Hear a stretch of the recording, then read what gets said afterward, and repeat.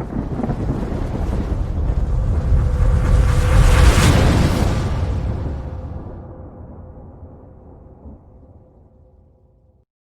باللہ من الشیطان الرجیم، بسم اللہ الرحمن الرحیم۔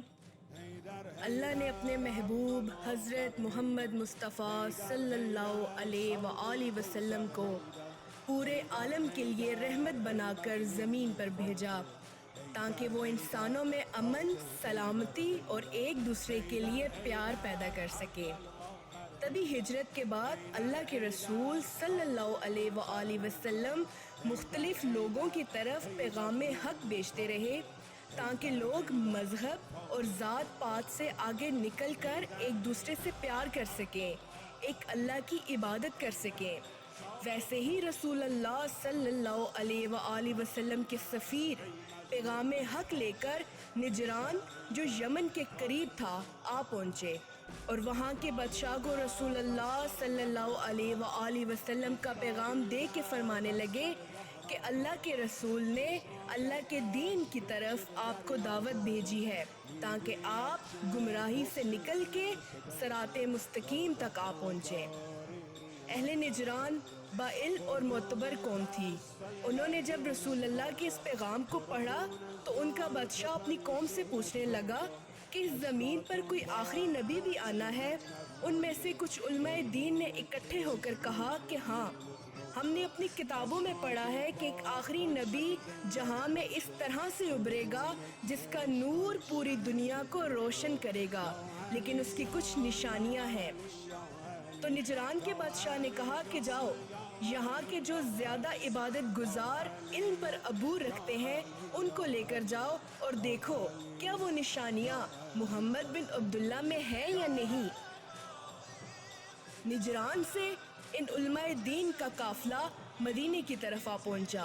ان کی کتابوں میں جو نشانیاں تھیں ان میں سے جو ایک پہلی نشانی یہ تھی کہ اللہ کا رسول نبیوں کا سردار ہوگا لیکن خود سادہ سے سادہ لباس پہنے گا۔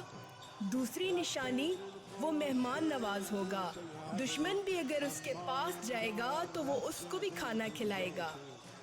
تیسری نشانی، وہ بادشاہوں کی طرح نہ تخت پر بیٹھے گا اور نہ ہی کوئی اس کا محل ہوگا۔ وہ زیادہ تر وقت اللہ کے لوگوں کی اصلاح کرنے میں گزارے گا اور لوگوں کے ساتھ زمین پر بیٹھے گا، اور اس کے گھر والے اس کی طرح سادگی اختیار کریں گے، ان کے بھی کپڑے جگہ جگہ سے سیے ہوئے ہوں گے۔ ان تمام شرائط کو وہ یاد کرتے کرتے جب مدینہ پہنچے تو پوچھنے لگے کہ ہم نجران سے آئے ہیں، بتاؤ آپ کا بادشاہ کہاں ہے؟ وہ حیرت سے پوچھنے لگے کہ محمد بادشاہ نہیں بلکہ اللہ کا پیارا رسول ہے۔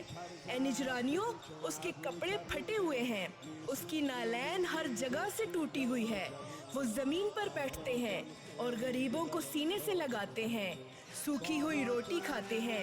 کس نے تمہیں کہا کہ محمد بادشاہ ہے؟ وہ حیران ہو کر غور و فکر کرنے لگے کہ یہ تو وہی نشانیاں ہیں جو ہماری کتابوں میں موجود ہیں۔ یہ سوچتے سوچتے جیسے ہی مسجد نبوی پہنچے، اللہ کے رسول کو دیکھا۔ اللہ کے رسول نے اپنے ساتھ ان کو بٹھایا، مہمان نوازی کی۔ انہوں نے دیکھا کہ واقعی یہ تو بادشاہ کی طرح نہیں رہتا بلکہ غریب سے غریب انسانوں کو بھی اپنے سینے سے لگاتا ہے۔ اس کے پاس نسل، ذات، درہم کوئی اہمیت نہیں رکھتا، اس کا وجود تو ہر انسان کے لیے رحمت ہے۔ بالآخر اہل نجران والے آپس میں باتیں کرنے لگے کہ یہ تو وہی نشانیاں ہیں جو ہماری کتابوں میں موجود ہیں، لیکن اگر ہم جلد بازی میں تسلیم کریں گے تو ہمارے لوگ ہم پر ہنسیں گے کہ شاید ہمارے پاس کوئی علم ہی نہیں۔ ہم اپنے دلائل پیش کرتے ہیں، دیکھتے ہیں کہ ہمیں کیا جواب ملتا ہے۔ انہوں نے پہلا سوال اللہ کے رسول سے پوچھا کہ اے محمد، ہم تمہیں اللہ کا رسول تسلیم نہیں کرتے۔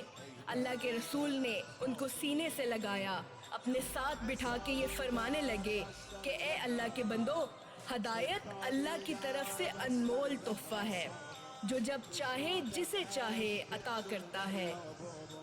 وہ یہ سن کر نظریں جھکانے لگے اور حیرت سے ایک دوسرے کو دیکھنے لگے کہ یہ اخلاق تو آخری نبی کا ہے۔ پھر انہوں نے سوال پوچھا کہ آپ بتائیں آپ عیسیٰ کے لیے کیا سوچ رکھتے ہیں؟ اللہ کے رسول نے فرمایا کہ عیسیٰ روح اللہ ہے، اللہ کا وہ نبی ہے جو اللہ کی نشانی ہے۔ حضرت عیسیٰ پیغام حق لے کر زمین پر آیا اور وہی پیغام میں آگے بڑھانے آیا ہوں۔ انہوں نے کہا کہ عیسیٰ اللہ کے نبی نہیں، اللہ کے بیٹے ہیں، وہ بغیر باپ کے پیدا ہوئے۔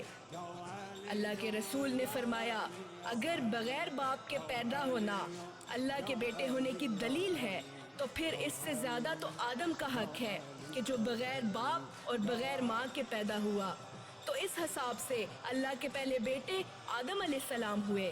اے شخص، اللہ قدرت رکھتا ہے کہ جب چاہے جو چاہے وہ کہتا ہے اور وہ ہو جاتا ہے، اور نہ وہ کسی کا باپ ہے اور نہ ہی وہ کسی کا بیٹا ہے، وہ تو لا شریک ہے۔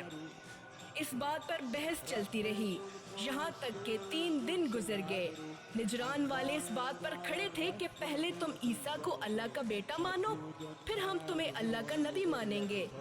بالآخر اللہ نے سورہ آل عمران کی آیات کا نزول کر دیا کہ اے رسول، اگر حق واضح کرنے کے بعد بھی یہ تسلیم نہ کرے تو کہہ دو کہ یہ اپنے مرد لائیں، ہم اپنے مرد لائیں گے، یہ اپنی عورتیں لائیں، ہم اپنی عورتیں لائیں گے، یہ اپنے بچے لائیں، ہم اپنے بچے لائیں گے، اور پھر جو جھوٹا ہوگا اس پر خدا کی لعنت برسے گی۔ جیسے ہی اہل نجران نے یہ سنا وہ زور زور سے ہنسنے لگے کہ اے محمد، جو یہاں اہل نجران کے عالم موجود ہیں، کسی نے 70 سال عبادت کی ہے، کسی نے 100 سال عبادت کی ہے، ہم تمہارے لیے، تمہارے خاندان کے لیے بد دعا کریں گے، دیکھنا تم پر عذاب آئے گا۔ مسجد نبوی کے سارے اصحاب حیران و پریشان ہو کر بیٹھ گئے۔ اللہ کے رسول نے فرمایا کہ عزت و ذلت اسی کے ہاتھ میں ہے جس نے اس کائنات کو خلق کیا۔ تاریخ نے لکھا کہ پورا مدینہ باہر آ کر ایک جگہ جمع ہو گیا۔ پہلے نجران کے عالم پوچھنے لگے کہ بتاؤ تمہارا نبی کس جگہ سے آئے گا؟ لوگوں نے بتایا کہ اس سامنے والے راستے سے۔ اہل نجران کے عالم اس راستے کی طرف دیکھ کے دعا مانگ ہی رہے تھے کہ اتنی دیر میں اللہ کے رسول اپنی گود میں اپنے نواسے حسین اور ایک ہاتھ میں امام حسن علیہ السلام اور پیچھے اپنی بیٹی فاطمۃ الزہرا سلام اللہ علیہا اور اس کے پیچھے اپنے بھائی علی ابن ابی طالب علیہ السلام کو لے کر میدان کی طرف آنے لگے۔ اہل نجران نے دور سے جب دیکھا تو لوگوں سے پوچھا کہ تمہارے نبی کے ساتھ یہ 2 بچے، یہ عورت اور یہ مرد کون ہے؟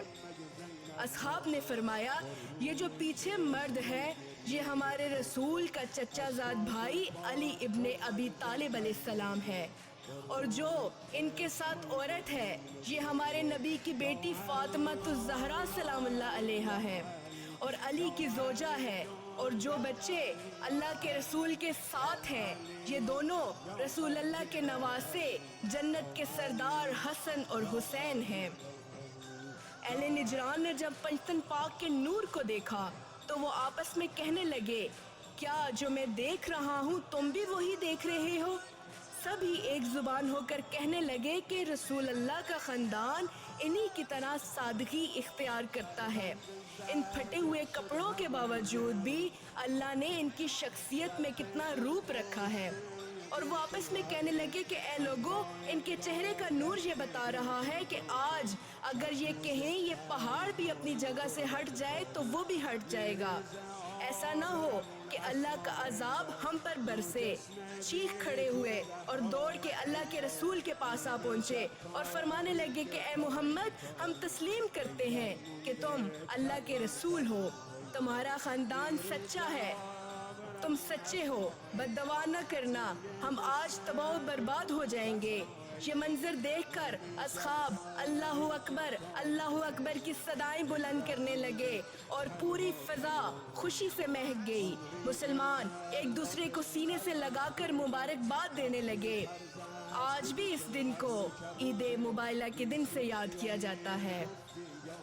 امام جعفر صادق علیہ السلام نے فرمایا کہ جب بھی مباہلہ کا دن آئے اس دن کو عید کی طرح منانا، کیونکہ یہی وہ دن ہے کہ جب پنجتن پاک کی پہچان اللہ نے دنیا کے نزدیک واضح کر دی۔ کہ یہ وہی ہیں جو میرے قریب سے قریب تر ہیں، یہی ہیں کہ جن کے صدقے اللہ کبھی کوئی دعا رد نہیں کرتا۔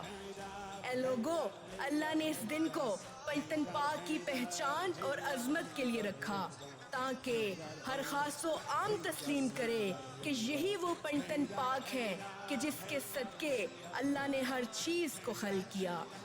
سلام ہو پنجتن پاک کی عظمت پر، اللہم صلی علی محمد و آل محمد۔